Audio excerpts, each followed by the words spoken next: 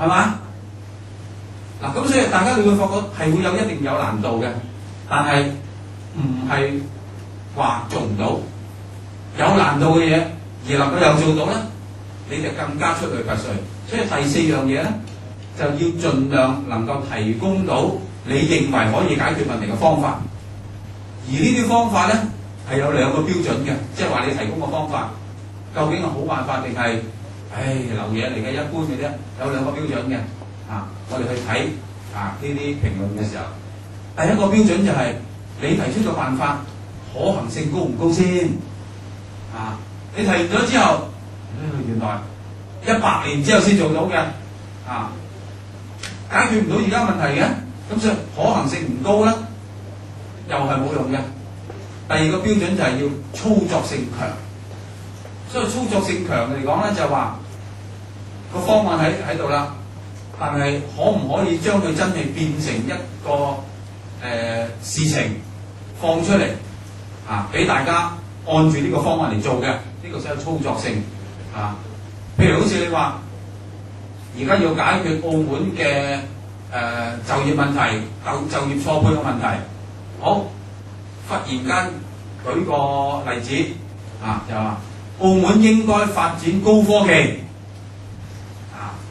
點樣你應該吸引大財團嚟澳門撥地俾佢，唔夠就填海填海之後咧，大財團嚟呢度啦，咁澳門冇科技人才，你再喺國內引入，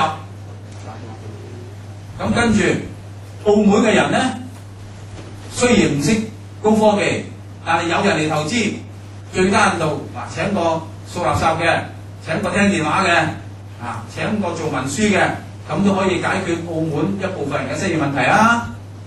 你馬上掟我個建議出嚟，但係大家聽下正話呢個建議操作性強唔強啊？唔強喎，係嘛？第一，你會點樣吸引外國嘅高科技公司願意放投資喺澳門？香港都唔去啦，點會投資嚟澳門啊？投資都投資翻國內啦，係嘛？咁所以你諗到有個天花龍鳳冇用㗎，個操作性唔強啊嘛，係嘛？好啦，你揾到個傻佬外資走嚟投資你呢個科技啦咁樣，但係國內會唔會咁容易放咁多人才落嚟咧？你即使你話敲鑼打鼓國內真正嘅人才佢自己都會揀一啲好嘅地方先會去㗎嘛。科技人才而家連香港都唔去，又點會嚟澳門咧？所以呢一啲咧係唔 work 嘅。所以我正話提出嗰點，你諗呢個建議咧，一定要個操作性強、可行性高。你呢啲建議咧，先至係所謂有料到。咁變咗即係點樣去提升呢個嘅技巧咧？我成日同好多啲同學講我喺澳門大學教新聞我同好多同學講大家成日問我點解有咁多獨家新聞㗎咁樣？佢哋點樣先可以做到搲到呢啲獨家新聞啊？我同佢講一句説話嘅啫，就係叫做新聞來源在於勤，一個字嘅啫，勤力個勤字我跑新聞咧，好多時候我係跑一單新聞，跑一次，我可能得一句説話嘅啫。咁我跑兩次，得兩句説話，好，我就跑10次，我就有10句説話啦。咁而其他聽完嗰啲嘢可能冇料到嘅喎，但係唔好將呢啲嘢視為浪費，呢個係視為你嘅積累。你今日用唔到，但係你第日有機會一定用得到嘅。咁所以我就話新聞來源在於勤，我一日跑一單，一日攞咗一句説話，我積累10日我就有10句説話。